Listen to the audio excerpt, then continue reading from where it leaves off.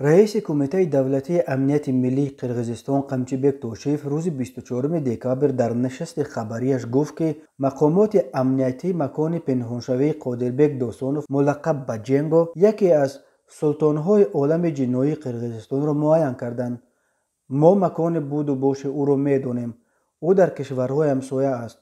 گاه در تاجیکستان است و گاه در ازبکستان. او حالا تحت جستجو قرار داده شده است. ما به زودی او را دستگیر میکنیم. وعده داد توشیف.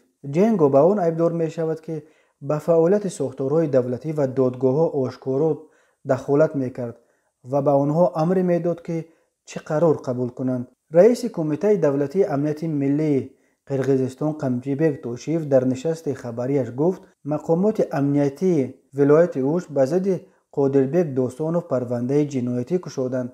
توشیف افزود که اخیراً 2 عضو گروه جنگو در پی بازداشت در محضر عام توبه کرده از ادامه اعمال جنایتیشان دست کشیدند. ما آنها را سر دادیم، ولی اگر باز به اعمال جنایی دوام دهند بازداشت خواهند شد، گفت او. قادربک دوستانوف ملقب به جنگو رهبر یکی از گروه‌های متشکلانه جنایتی دانسته می شود. او سال 2015 با اتهام قتل پلکوونیک تلقنبک شونویف در سال 2013 دستگیر شد، ولی دادگاه نویه قرسو سال 2017 او را از زندان آزاد کرد. جنگو بار دیگر ماه اکتبر سال 2019 دستگیر شد.